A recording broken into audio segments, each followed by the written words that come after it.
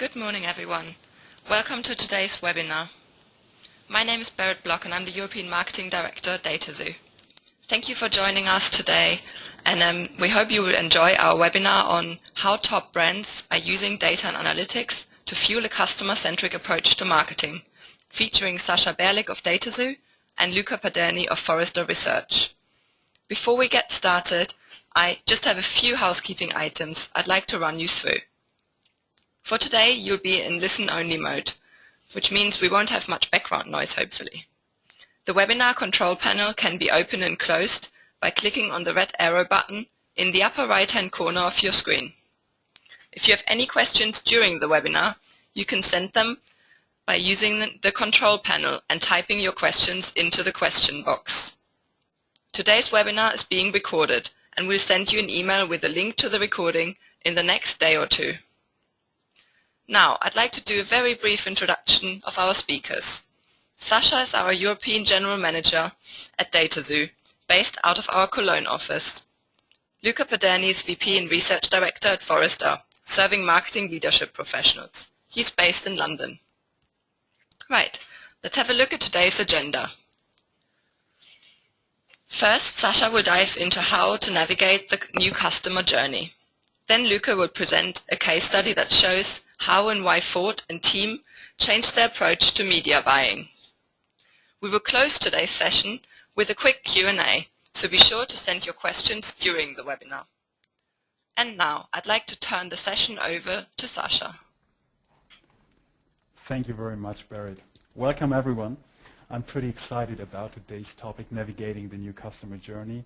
We have roughly 250 attendees from 13 countries, mainly from Europe. I'm very proud that you attend our presentation today. At DataXu, we work with hundreds of brands and agencies around the world to better engage with consumers. Possibly the biggest trend we're seeing is how digital adoption is changing the customer journey along the path to purchase. Today's all-digital lifestyle is changing how consumers make their buying decisions. Nowhere is this more apparent than in advertising and how customers interact with brands. The customer journey, as we know it, built into traditional marketing system and processes, no longer exists. Consumers are now in the driver's seat. They are choosing where they want to go, what to buy, what to believe, and what they really want to hear. Rather than trusting what brands are telling them about what to buy, they are much more likely to turn to their virtual communities of peers. 5 stars on Quip recommending a restaurant or a product can mean much, much more than a celebrity spokesperson. And think about how you, your family, and friends make purchases. When was the last time you went to the big box store and asked a clerk for information? I use my smartphone.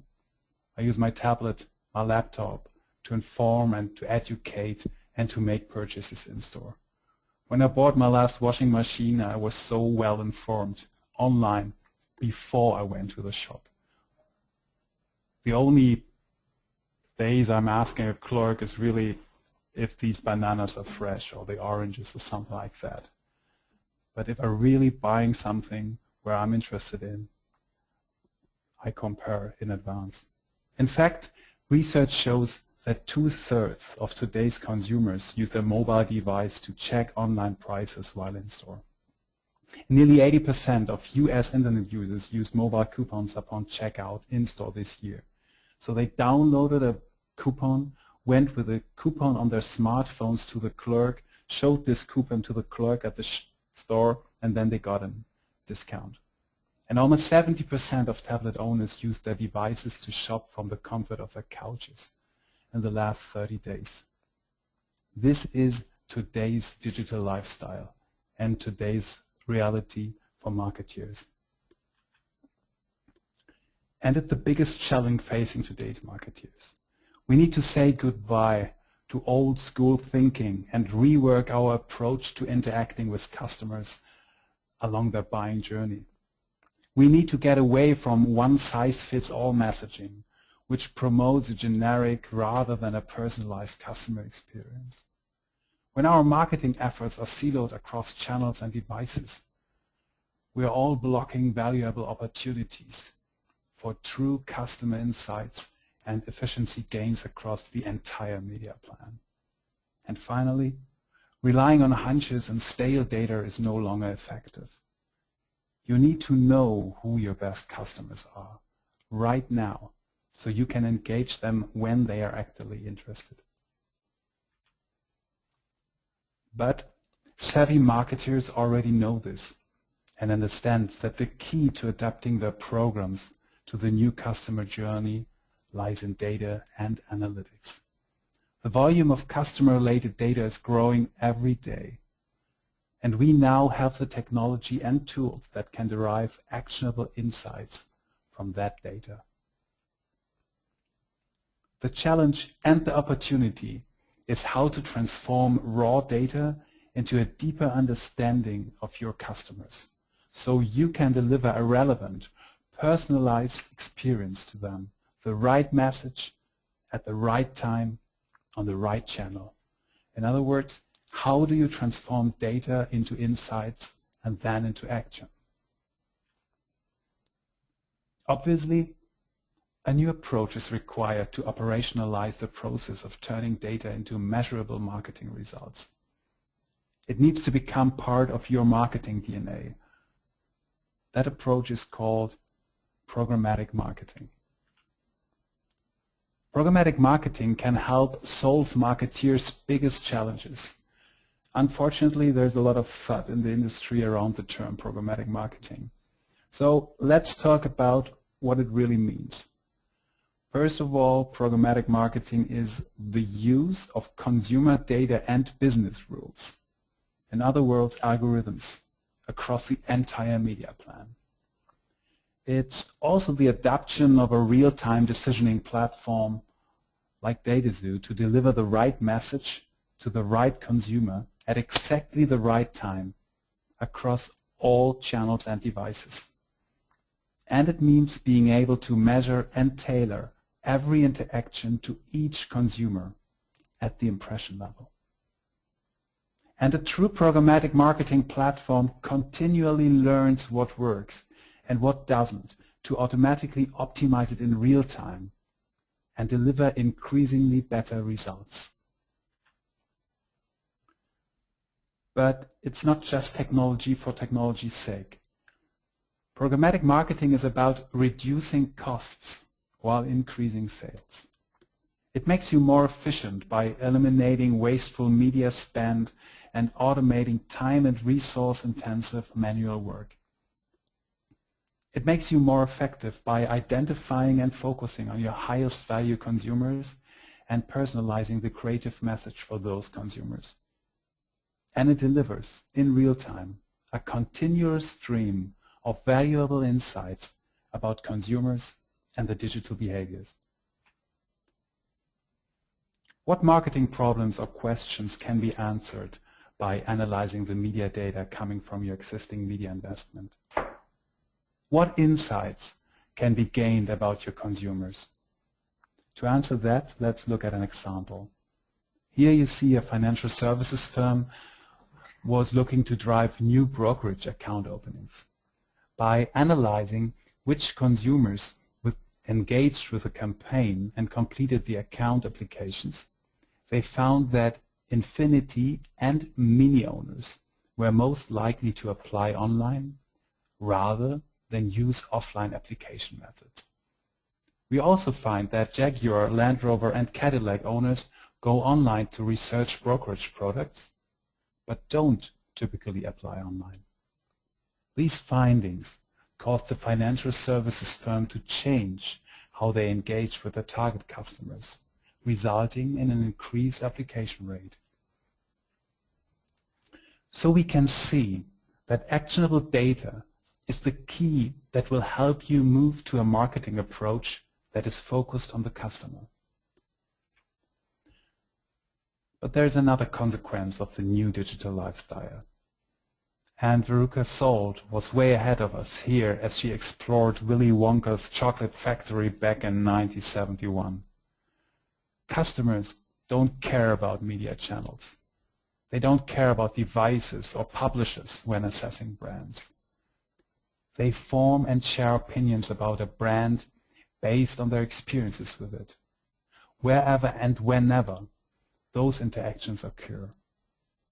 They don't want an ad for kick-ass cupcakes when they've been searching organic health food.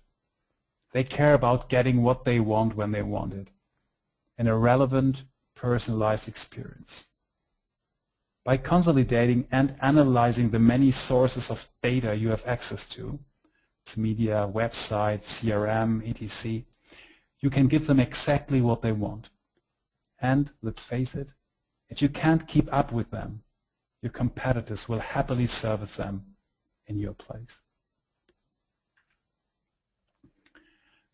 So, as we have seen, in a digital world, the traditional customer journey no longer exists. The consumer is the driver, not a passenger anymore, and legacy methods of marketing are no longer effective. The new customer journey is not linear. It's dynamic, very dynamic, and more dynamic over time.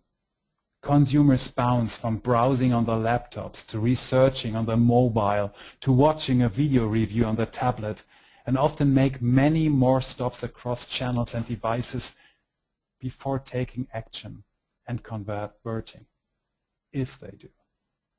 Delivering a consistent consumer experience throughout the new customer journey is possible, but it requires a totally new approach. It requires the right tools and technologies to capture and analyze data and act on it in real time.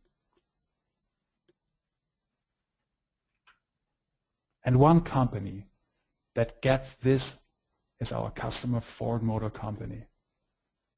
By changing their marketing to focus on the customer and the new customer journey, Ford saw a 50% increase in the efficiency of their media investments and a 20% increase in customer engagement. It doesn't get much more tangible than that. So on that note, I'm going to hand over to Luca. He will go into more detail about how and why Ford and their agency, Team Detroit, did this. Luca, over to you. Have fun with the crowd. Thank you, Sasha, and thank you everybody for joining us today to discuss the latest development that we see on how to plan and execute effective digital marketing campaigns. As Sasha said in his part of the presentation, we've seen that the landscape for consumers and for marketers is dramatically changing. And my part of the presentation is really to take that and specifically share with you what Team Ford did to address this opportunity.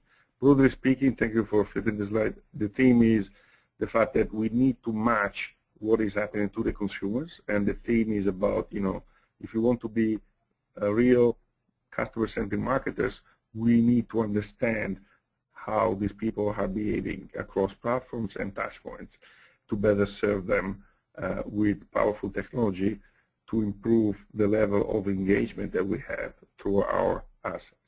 So this is all the broad theme that we're going to discuss today, and I'm going to have an initial part is about how we see the broader ecosystem address this opportunity and change, and specifically I'm going to close with what we've seen Team Detroit moving from a specific approach to another one that was able to deliver the result that Sasha was talking about, thanks to a new approach that was centered around the centrality of consumer data and understanding of behavior and the technology that enables that.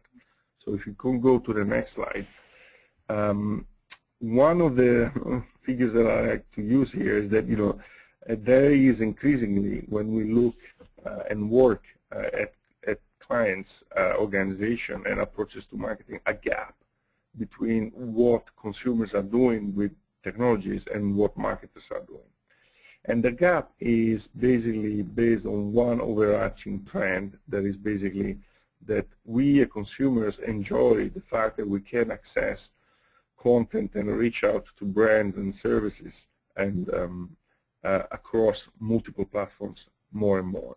And today we have roughly 45% of the adult population of Europe that is what we call always addressable.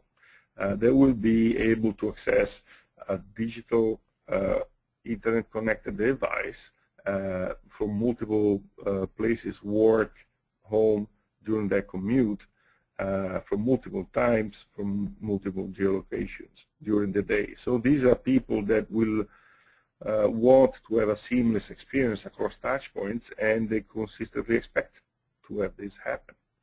So I think while the consumers are on the right side of the scale here and starting to type quite furiously and actually more than beyond typing, I think oftentimes we see a lot of our clients, marketing organizations, and a lot of the agency and media ecosystem that is still trying to figure out what are the uses of the basic layer of the technologies. So this is, of course, a big opportunity as a marketer to take advantage of this gap, but we require new skills and new approaches. So if you move to the next slide, what are we talking about? If you want to really take advantage of this opportunity, number one, you have to develop an attitude and a centrality in the way you approach this problem that is audience-centric.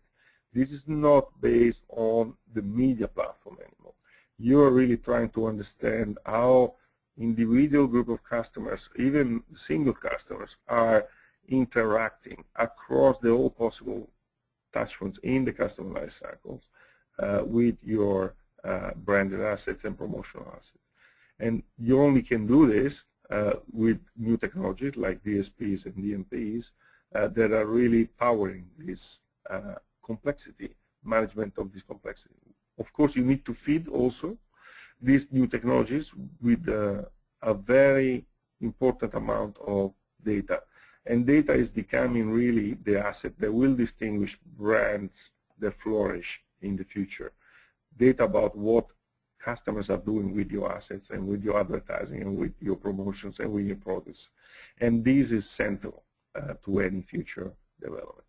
And of course, this has to happen across channels because, as we know, consumers are not seeing themselves as belonging to any specific channel. They want to interact with us with any channel they get in touch with. And as a conversely, the challenge for us is really to transcend this separation and expertise across channels and to be able to optimize across them and understand what is really happening in the total customer lifecycle experience. Next slide, please. And of course, if we look at this in terms of the basic building blocks of what is the future of digital marketing, if you want to imagine how they're going to interplay, basically we start on the bottom right of this chart. We have to start always from data management and audience understanding as the starting point.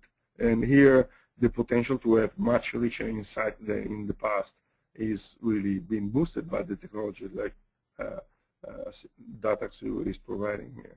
And once I've done that, I have a good understanding of the data that can inform my engaging with the customer across the life cycle, that all the possible touch points.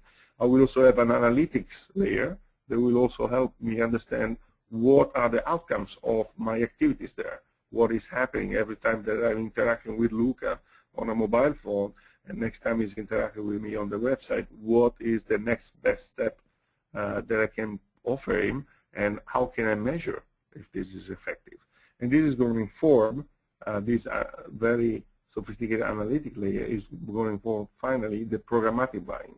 There is the possibility now to buy impression by impression for even specific single users, what is the best advertising asset that I'm going to have. And this is totally revolutionizing. Is, you know, powering a much efficient, much more targeting, effective way to engage with customers. Of course, this is not going to eliminate what we call in the industry custom buying.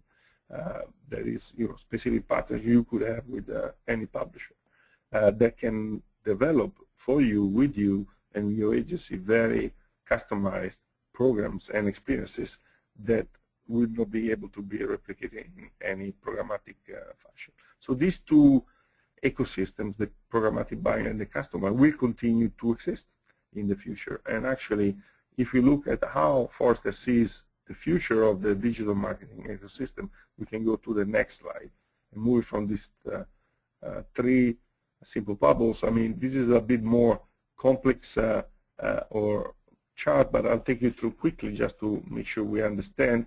So if we start on the right, you see this big blue bubble. This is where basically the marketplace is happening. These are the data exchanges of today that will have, sorry, the advertising exchanges that will have much more inventory that we see today. They will have inventory that is natively digital, like display, but they will also add search, mobile, but increasingly they're going to also add addressable TV and out-of-home addressable inventory as well that we start to see popping up. So we do see a future where a lot of what is the so-called traditional inventory will going to become addressable and is going to be traded in these exchanges.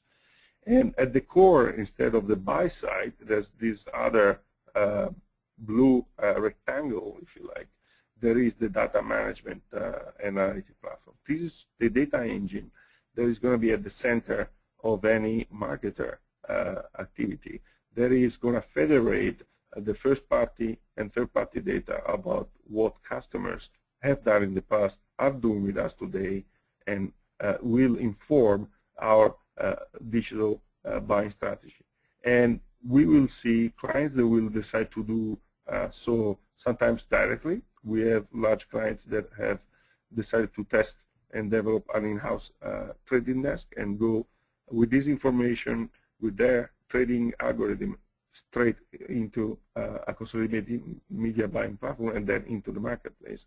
Or you will go through an independent trading desk, or also in the box below through your agency. So it's going to be a very flexible environment that can actually support different levels of maturity of the clients. Because as you can see, while the level of the potential for effective targeting that this system is delivering is very high, it's also very complex. So we have to acknowledge that the ecosystem for the future will be able to accommodate for different levels of maturity. And this is very important to understand if you are a marketer, where you are actually in this maturity curve. If you move into the next slide, because it's true that we're talking about innovation that is powered by this technology that we've seen, like DSPs and DMPs and advertising exchanges. But technologies are very important, but you need to understand that you need to also mix technology with a layer of service. So the successful mix is for the future is understanding from the marketing point of view what is the appetite for the organization to roll up the sleeves and manage the technology, and conversely, how much service will my organization need to manage these technologies, and how much hand-holding and pre-packaging of this I need. And there's no right or wrong answer. We don't advocate, I don't see all marketers across industries of all shapes and sizes to become directly involved with all these technologies. They need to be aware of them, and also based on the level of marketing spend, complexity of the market, and maturity of the organization, they will decide which of these boxes they will interact with directly or through a partner like a vendor or an agency. So it really depends where you are in this scale. So if you move to the next slide, we have done a study quite recently about understanding what are the drivers of the maturity for a digital marketing organization.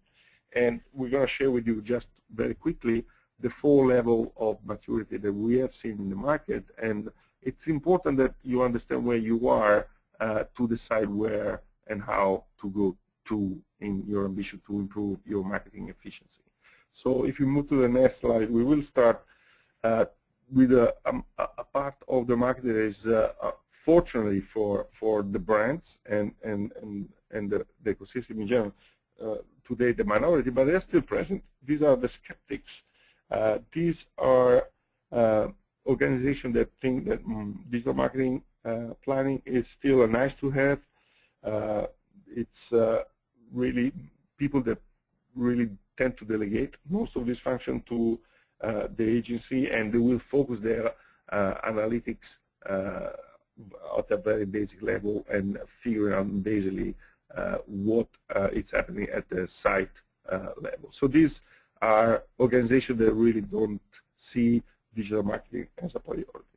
If we move then to the next layer of maturity in the next slide, we can see where actually this possibly at the moment is one of the largest group together with the third one when we look at our client base. These are organizations where we have senior marketers in the digital marketing department that are evangelizing for a better use of the digital channels. They will have a strong understanding of specific channels, and they will be able to optimize at channel level. They will have channel experts, but they will not have yet deployed any specific strategy or tactic to help cross-channel integration. And they are testing on new technologies actually to move them from a channel-specific optimization of attribution of the last click and for channel, and going beyond and trying to invest and test into technologies that are helping them to have a view of what's happening with their assets and their campaigns across the channels. So this is where we see possibly like a third of our client base today. When they have done successful testing of technology that will enable them to move towards a view that is across channels, they will move then to the next level of maturity, that is about being a practitioner. Here, the evangelization is done. We have a team that is focusing on continuous optimization and with a solid cross-channel approach. So this is an organization where we have an ethos that is about optimizing frequently and adjusting planning as it need be, and keeping a part of the budget in a float bucket that can be reallocated to the strategy that are more successful. Here, technology adoption is much more widespread. Tag management, DSPs, and so on are very widely adopted. And they will have oftentimes a dedicated vendor in place for insights and attribution. And we'll also have strong partnership with third-party data providers, not only looking at their internal data. So here, I think at the moment, I would say I have another possibly 40% of our client base is basically here. What we see that oftentimes after a few quarters of successful implementation of this, even years sometimes, we see then this type of clients moving to the next and final phase of maturity that we call the conductors. Here we have an organization that is seeing a digital first approach, and this approach extremely powered by technology, with a strong belief that actually you need to develop unique IP, intellectual property on your marketplace, your competitors, your ecosystem, and your brand.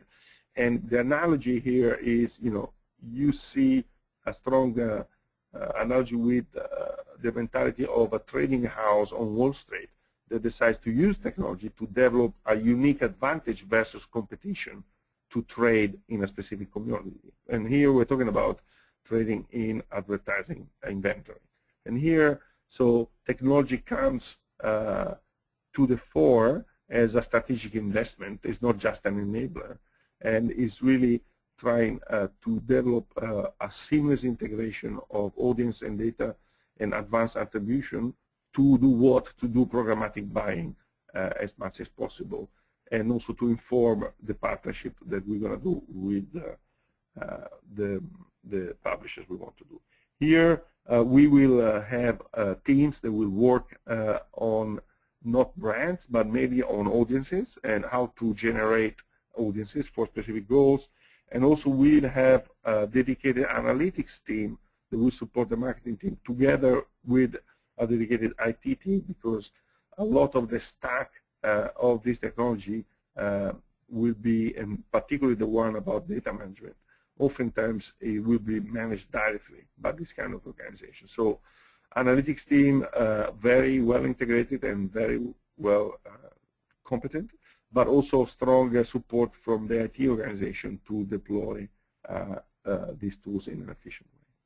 So these are, broadly speaking, the four layers of maturity with regards to the ecosystem we've seen together before.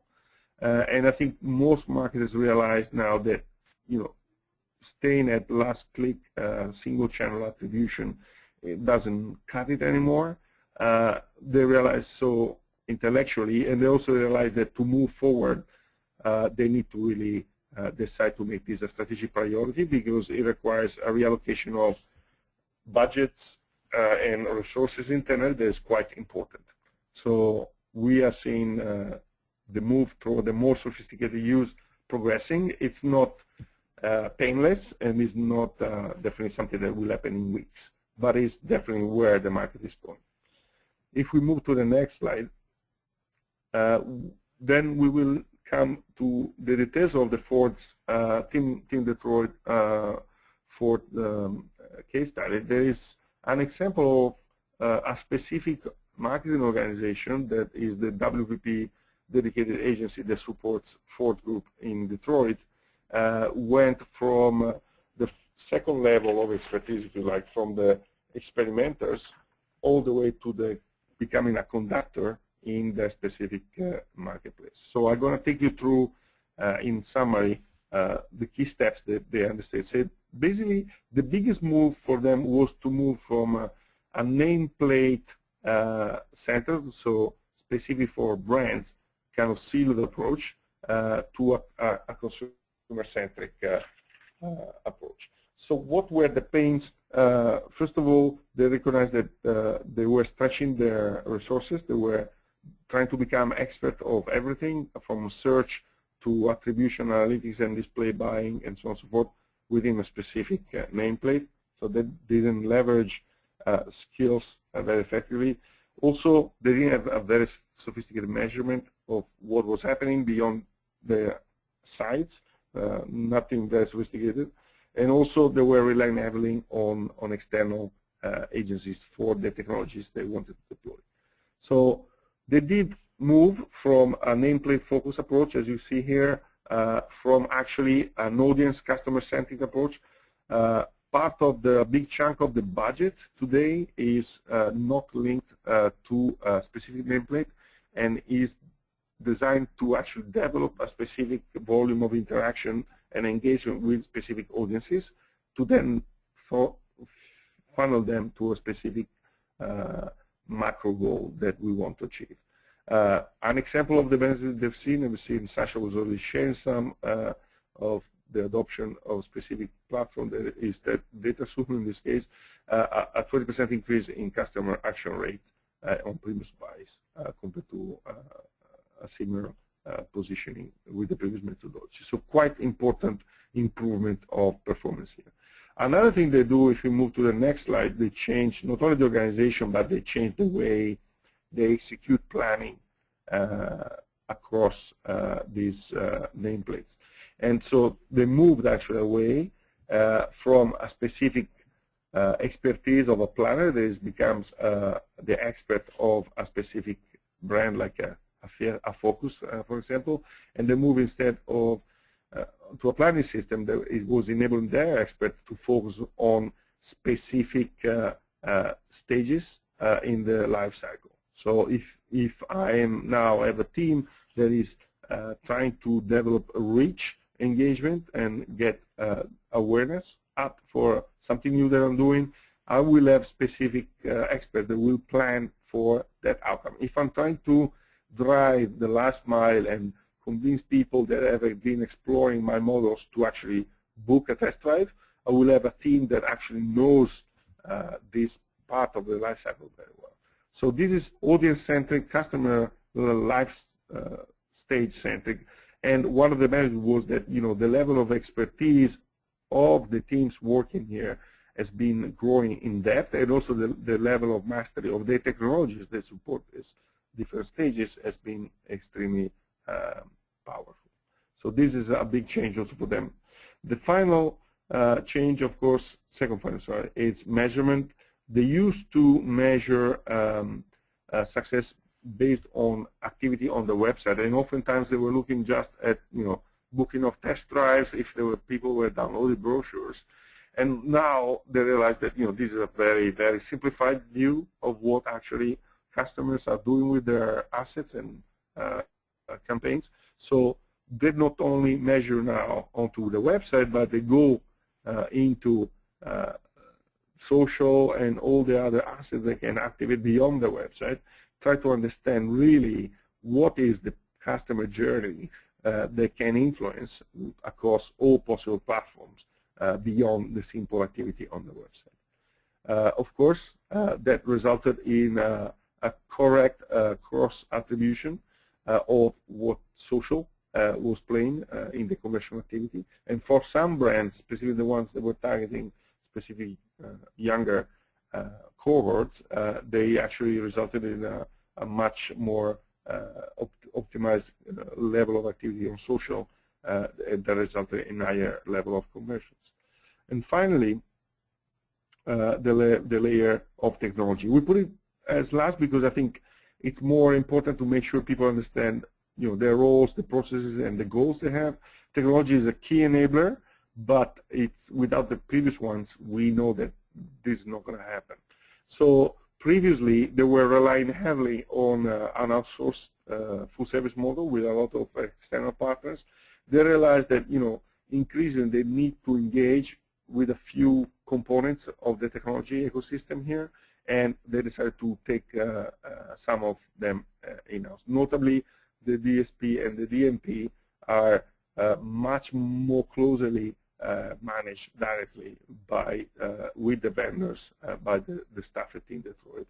And as a result, I mean, in the first 12 months, they had seen this astonishing improvement on efficiency of CPMs by adopting a much more hands-on approach on the execution of the plans via the technology platform they selected. So this is how they moved, Team Detroit, how moved from the level of maturity that we described as experimenters to the level of orchestrators. Of course, conductors. Of course, there are still room for improvement. They recognize when we interview them, and this is what they are thinking about now. In the next slide, if we can move to the next slide, please. Yeah, thank you. So beyond what we shared now, what they see as the future is that they see even a more important role for programmatic buying, because it's been delivering definitely very good returns for them. So they want to have a much more engaged in relationship not only with the technology that is enabling their programmatic activity, but also their new direct relation with key publishers that are relevant for their key audiences to actually have more of their inventory available for them on a programmatic platform. Also, they are focusing on incorporating into their programmatic buying efforts the mobile inventory because this is crucial. They realize this is increasingly the starting point for their journey for their customers, so they want to be sure to be there with the same level of efficacy that they want to have.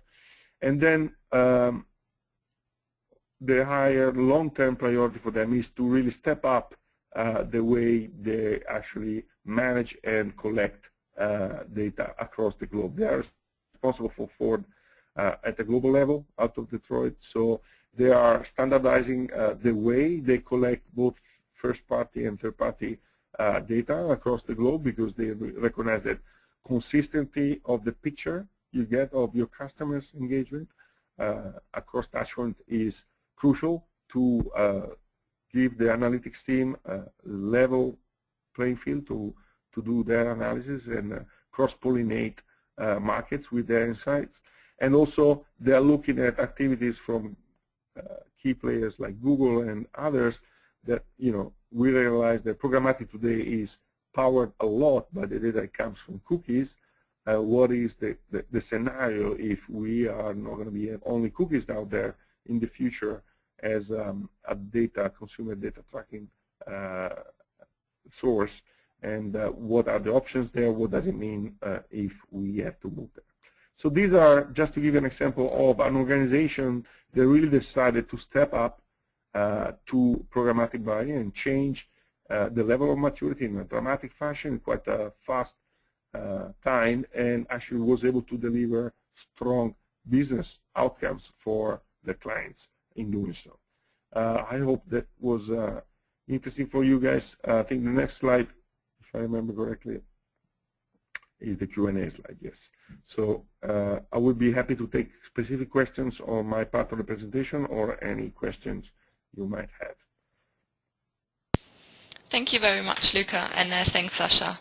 As you said, Luca, we now would like to open to a Q&A sessions, and we've already got some questions in throughout the webinar, and I might just start with one that probably both of you will easily be able to answer, because there's a question about what is a DSP.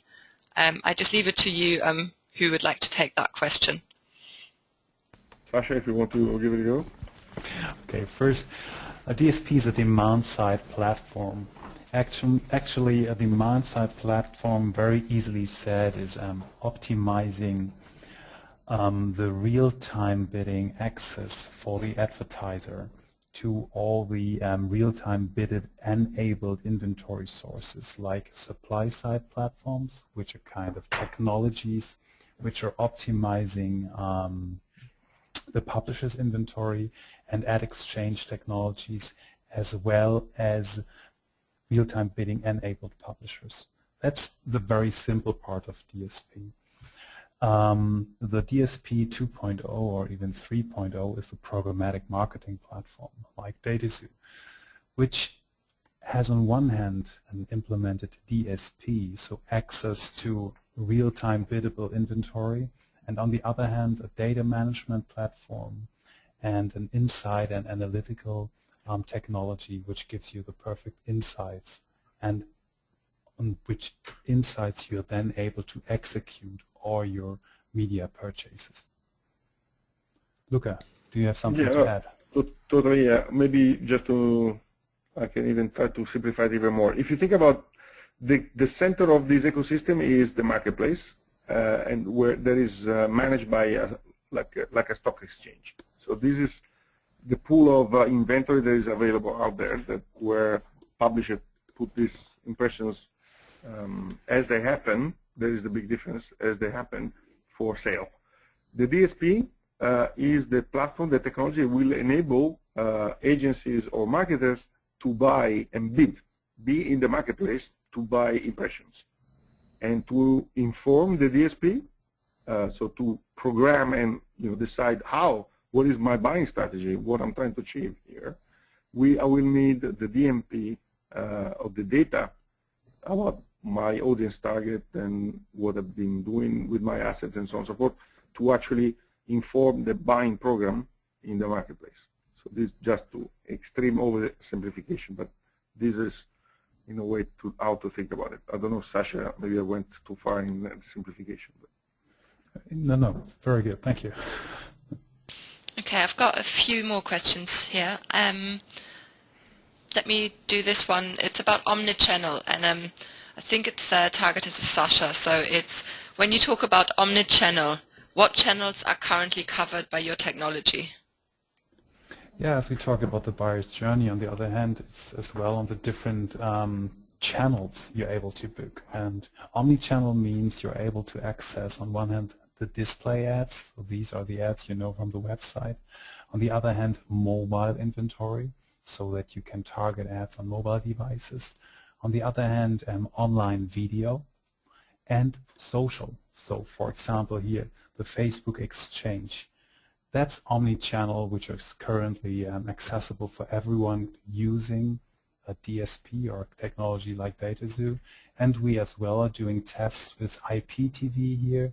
So you can see in the future all channels which are digitalized or will be digitalized will be part of the omni-channel suite, which will be accessible by our programmatic marketing platform like DataXu.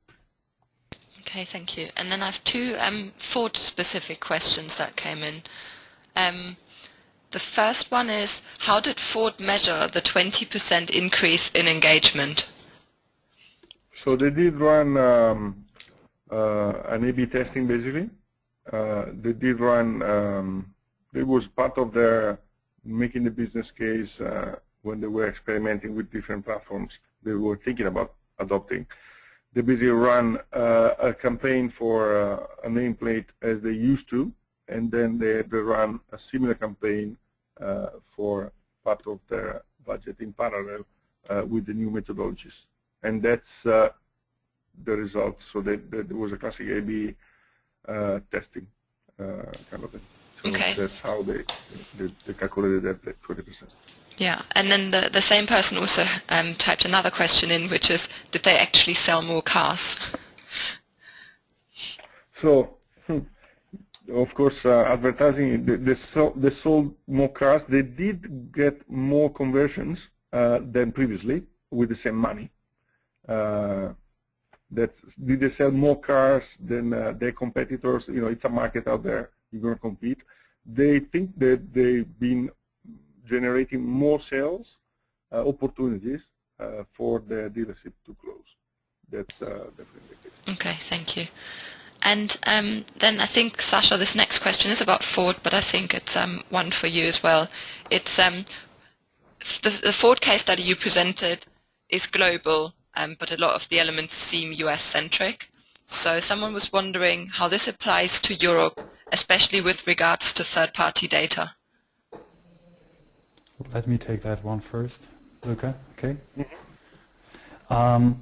It's a very good question. Of course, there is a huge difference between the North America and Europe so far in terms of third-party data.